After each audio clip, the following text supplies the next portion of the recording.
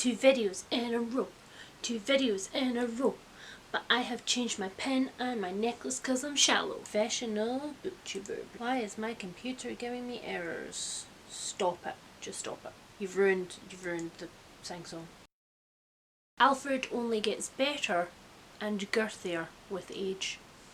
Hi guys, it's Leanne and I am here today to talk about books that I never talk about. So here's the thing, when you are a reader on any scale other than 5 books a year, you will inevitably fall into that trap of talking about your absolute favourites every time you recommend something to people, every time you open your mouth in any way. It's going to be sort of a list of this many, and then there's all of these books down here that are just like, pay attention to me, read me. And so I have decided that it's about time that I talked about some of those books. And I am going to talk about a little stack of books that grace my shelves that I shall not part with, but that I very rarely actually tell you guys about, because there are so many other things, let's be honest, there are so many other things. The first book that I have here is a book I have mentioned very briefly a few times, and I think it was on maybe my 2017, let's see when it came out, 2014?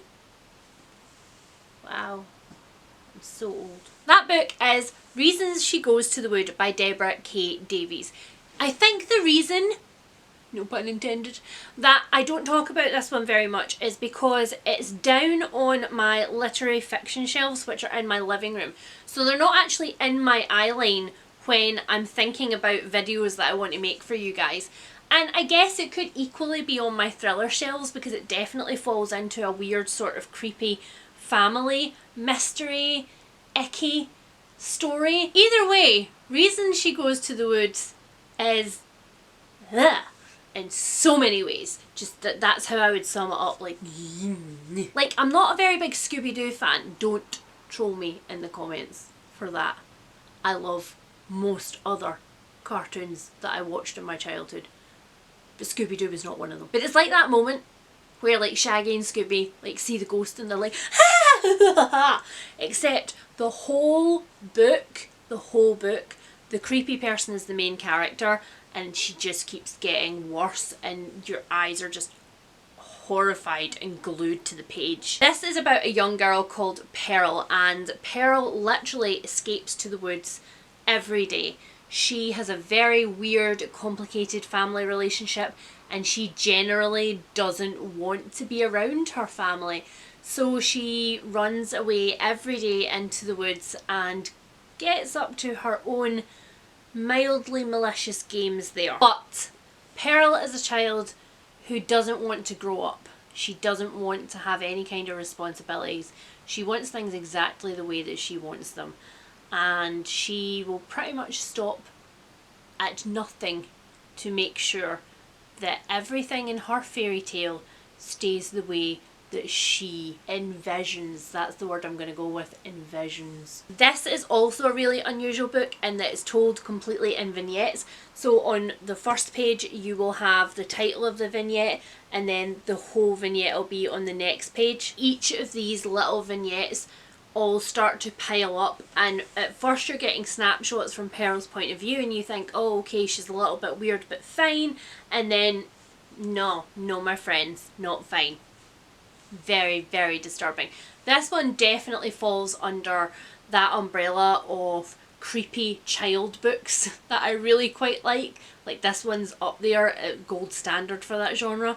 So I'm warning you now, definite trigger warnings for all the things.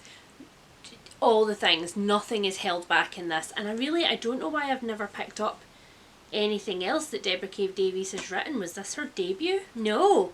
There are others, and apparently Lionel Shriver chose it as her personal book of the year.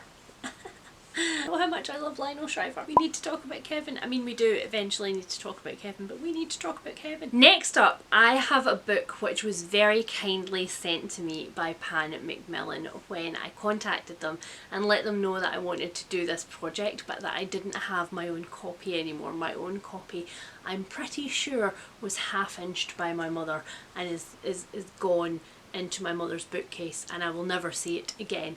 And that book is The House at Riverton by Kate Morton. Kate Morton has become what I can only call a literary sensation for her historical mysteries. They are always time-slip novels which occur in the present day and in the past. I remember being utterly captivated and addicted to this one and unable to put it down, even though it's a chunk of a book. Let's see how long it is. It is 597 pages long, so it's a big boy, but I don't remember it taking me that long at all to eat through it. I was just so there. This one is alternatively set in 1999 and in 1924. So in 1999, Grace, who was a housekeeper at a grand old family manor house, is in her 90s, and she is being visited by a documentary filmmaker to talk about the house and her position there and the extreme mystery that surrounds the family. Back in 1924, we are following two sisters, and it is the eve of a huge society party in this massive Edwardian manor, and during the party a young poet takes his own life, and the only witnesses are the two sisters, and they never speak to each other again from that day forward. It is, I remember being so captivated by this, and I'm so excited. If you like Downton Abbey, this is the kind of book that you need to be picking up, and I love Downton Abbey and I miss it, so I am going to be rereading this one with glee. The next one that I've got is the one that I'm going to start with, not only because it's quite short and it will ease me into this project, but because the third companion book in this series has finally dropped and I need to eat it alive right now. So this book is Sieving Francesca by Melina Marchetta, and it is about Francesca, who has what she considers to be a fairly happy home life. Her mother is the type of mother who wakes her up with singing to the radio every morning, gives her a hot breakfast before she goes off to school, and is always there for her no matter what changes are going on in her life. And at the beginning of this novel, a lot of changes are going on. Francesca is moving to a new school, and that school used to be an all-boys school which has just recently started to mix sexes, and she is one of only about 6 girls who have been admitted to the school, and it's all very, very awkward. But then Francesca's mum stops getting up in the morning. There's no more singing, there's no more hot breakfast, there's nothing. Her mother won't get out of bed, she won't get dressed, she won't speak to anybody. And Francesca has to hold down the household on her own, and it is one of the first depictions I ever saw of any kind of serious mental health issues in a YA novel, and I think it was one of the books that kind of founded that genre in a lot of ways. And it's phenomenal. It's Australian fiction. I should have guessed when I read it years and years and years ago that Australian fiction was a thing that I really, really enjoyed, but for some reason that didn't click. So I'm going to reread this one, and then, not going to lie, at some point in this process I'm probably also going to be reading The Piper's Son and The Place on Dalhousie, because this series and these characters have me in an iron grip. Next up, on a slightly lighter note, I have one of my favourite mystery novels. I would say cozy mystery in my personal opinion, and that is Murder in Mesopotamia by Agatha Christie, which is a Poirot novel. This was one of the first Poirot novels that I ever picked up for myself. It's actually one of the more lengthy Poirot novels, and it's of course one of the novels where he is abroad, and those ones just for some reason always seem to utterly delight me. I don't know whether it's because we're making poor Poirot get out of his comfort zone and he's very, very not comfortable with that, or if it's just because there's a certain charm in 1930s travel. Either way, this one is set in a dig in Iraq, and Poirot is there for one purpose and he has wrapped up that purpose, and then all of a sudden everybody starts to die, like everybody, and he realises that there is something way more sinister going on here than he first thought. I haven't read this in years, and yet it's one of the Poirots that when people ask me for recommendations for something to read after Murder on the Orient Express, I always send them the way of this one, so I feel like I'm duty bound to reread it. The next one is a book that I also read the year that it came out, so let's see when that was. I didn't prepare with this one. It's 2002. That was very, very many years ago. Crikey, very many years ago. And I recently tried to quench my thirst for this one by shamelessly watching the movie adaptation, which actually was really, really freaking good, and I think it only made me more eager to reread the book, which was not my plan. I don't know how that ended up happening. But that book is The Lovely Bones by Alice Sebold. I feel like I hardly need to... such a hideous cover. Such a hideous cover.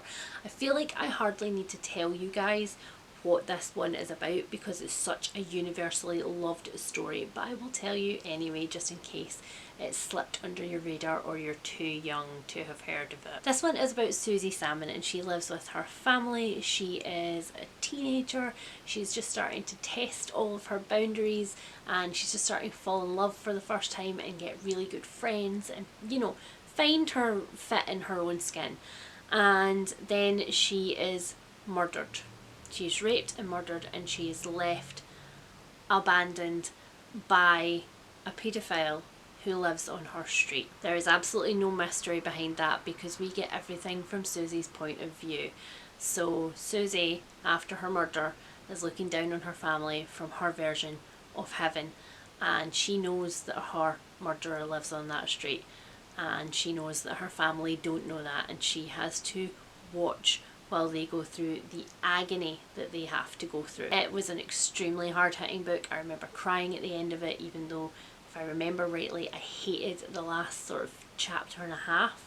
So I'll be very interested to see what I think of this one. Final one that I've got here is a book that I absolutely know that I'm going to love when I reread it because it had such an impact on me the first time around, but I feel like I need to prove it to myself and possibly to you, and that is In Cold Blood by Truman Capote. Again, I tried to quench my thirst for this one by watching the movie adaptation, which by the way is one of the best movies that I have ever seen that deals with this kind of subject. So essentially Truman Capote was of course a journalist and a novelist, and somebody who was always looking for a story which would be his story, would be the thing he would be remembered by. He was a very strange but very wonderful character. And then there was a farmhouse mass murder in 1959. The two young men who were accused of this crime were in jail, and they had no representation and nobody had spoken to them. Nobody had put together the pieces about why they did it. They just knew that they had, and so they were going to death row, and that was going to be their fate. And Truman Capote became utterly fascinated with this case at the same time as the rest of the world, and he decided that he was going to look into it and to find out the actual truth. It's a very dense read. It's a very tiny font, and it's many pages long. Yeah, it's like 340 pages long, so it's definitely one of those ones that I'm like, I want to start it now, but also I want it to be over now because I feel like it's going to take me a long time to get back through this one for some reason. So that's it, guys. Those are all of the books that I loved, ones that I am going to reread and let you guys know what I think about them. And we're definitely going to be at a different angle because this is terrible. Why did I do this?